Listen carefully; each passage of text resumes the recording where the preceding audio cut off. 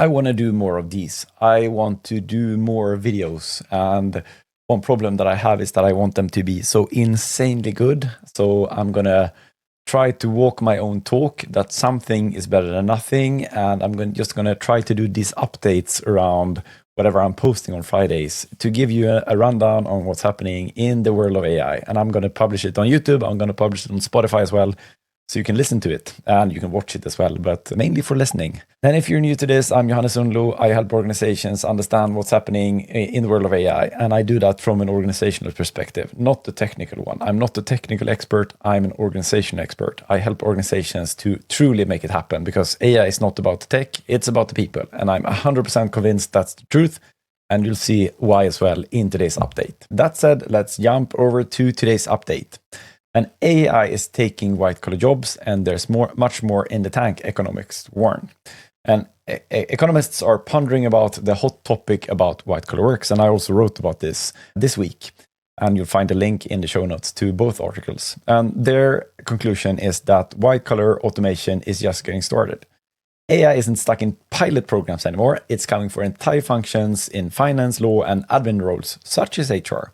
And the question isn't if, it's how fast you're preparing for it. This resonates with me because this discussion is now shifting from will AI replace jobs to how fast will it reshape work? And for HR, for us and leadership, that means preparing people and processes for a reality where cognitive automation becomes a structural factor, not a temporary wave. So highly recommend reading the article. You'll find links in the show notes. And then Wharton released their full AI adoption study. And this is the third time they're releasing this report. And it's worth reading in its full context. And I'll give you a short summary of the highlights here. But I strongly recommend that you go in and you read the full study. And the study is showing that 67% of large US firms now have executive ownership of AI programs. 67% of large US firms. And around 60%, which to me is mind-boggling, already have a chief AI officer. Weekly usage among decision makers has jumped from 37% in 2023, which is then now two years ago, but I assume it's the third time they're doing it, so it's maybe 2.5 years.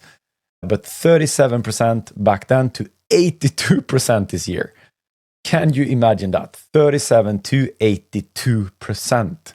It's insane. And 72% of all organizations in this particular study also now measures ROI. And 3 out of 4 see positive returns.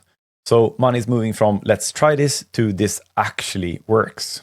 And 89% say AI strengthens employee competence, yet 43% worry about lost skills as well. Gap here as well. Training is decreasing while AI talent shortage is increasing. And it's a super strong paradox here, right? On one hand, training is not increasing, strangely enough, but you also have a shortage of talent. On the other hand, I clearly see a gap where we can bridge these two together and maybe create our own talent in regards to this if we train our people. And this disconnect is also what I see when companies call me to fix their failed implementations. They bought the tools, but they didn't build the capability. And they skipped the humans need to know how to use this part because that's harder than just buying software. Wharton's conclusion here is the same as mine. Humans are now the bottleneck, not technology. And the companies that win connect talent, training, and trust to their AI investments. So once again, we need to stop treating AI adoption like an IT project. It's a transformation project, and transformation projects requires you to actually transform your people, hence the transformation part. And I strongly believe that AI has moved from pilot projects to strategy, and this clearly outlines this, at least in the US. I think we're in Europe are a bit behind here as well. And for HR leaders, such as us, this shift means aligning culture, governance, and leadership training with AI enterprise level ownership and ensuring that sort of the people systems that we evolve alongside the tech stack. But once again, worth reading this whole study in full. We have another study as well, the Inclusion Initiative from London School of Economics. It's a global study of 3,000 employees that finds that people who use AI tools saves around 1 full workday every week. Yet 68 of employees haven't received any AI training in the past year.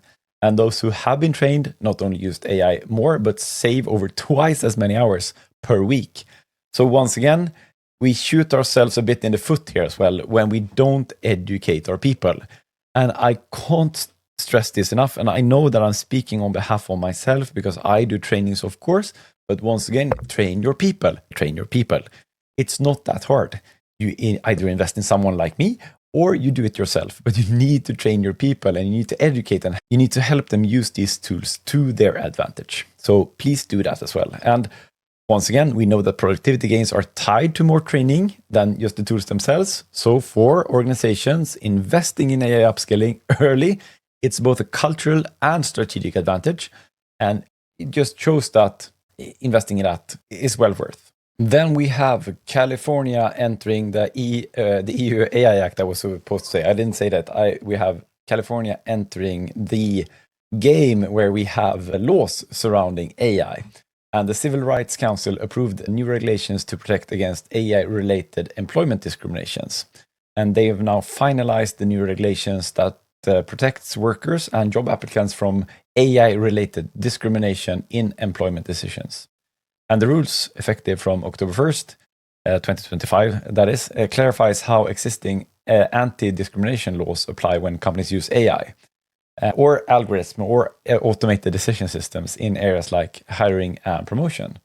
And welcome in to the game, we say, from the EU now for California. This really underscores the need for us in HR to build transparent, audible AI systems and collaborate more closely with compliance and legal functions, which is, maybe not the most fun process to go through, but still I think it's a really important one. And once again, now we take responsibility for making these tools good ones as well. And then we jump over from the topics that I'm engaging with down to the important updates. And the first important update this week is that Microsoft introduces agent evaluation in Copilot Studio.